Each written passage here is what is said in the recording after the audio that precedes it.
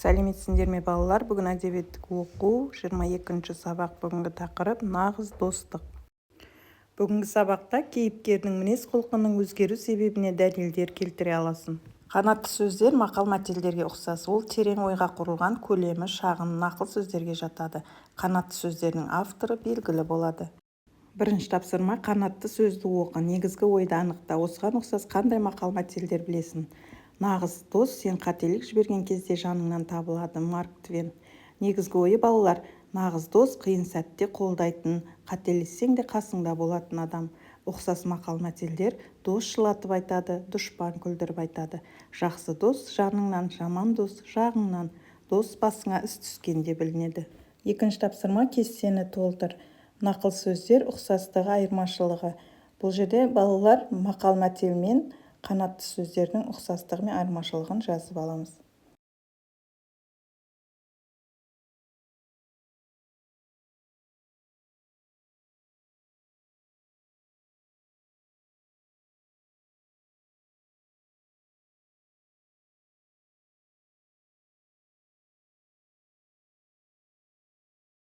Батылдық. бір сағат өтті. Жаттауды оқыған оқушылардың гуілінен сыныптағы ауа біртүрлі ұйқы келтіреді. Доббис мырза үстелдің жәшігін ашты да кітапқа қолын созды. Алсам ба, алмасам ба дегендей кідірді. Балалардың көбі оның бұл қимылына жай ғана қарады. Ал олардың ішінде екеуі шыдамсыздана күтті. Доббис мырза әуел кітапты сипады. Сонан соң қолын алып орындыққа дұрыстап отырды да оқуға кірісті. Том Беккиге қарап қойды. Ұсқыны жоқ мергеннің кезеуіне іліккен үркек қоянға ұқсап әрең отыр. Том солай бойда онымен керісіп қалғанын ұмытып кетті. Тезірек көмек беру керек.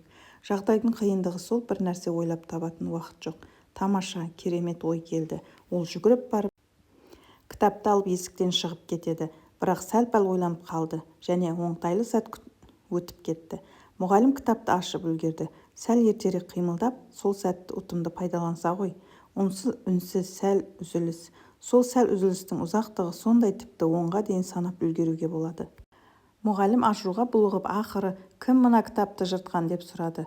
Бір дыбыс жоқ. Түйреуіштің түсіп кеткенде естуге болады.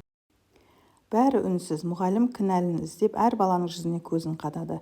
Бенджамин Роджерс: сен бе кітапты жыртқан? Жоқ, ол емес. Тағы тыныштық.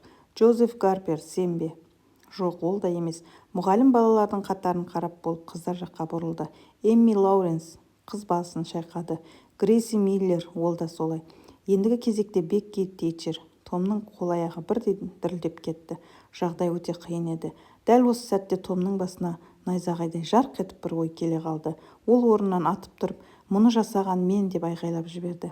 Том бір минуттай тұрды да шашылған ойларын жинап, жазаны қабылдау үшін алға шықты. Беккидің көзіндегі таңдану алғыс оған берілген марапат еді. Марк Твен. орыс тіліне аударған Париза Оңғарсынова. Төртінші тапсырма: суреттер мәтіндегі қандай оқиғаларға сәйкес келеді? Мәтіннен сол жолдарды тауып қайталап оқы. Бекки мұғалімнің кітабын жыртып алған соң қатты қорықты.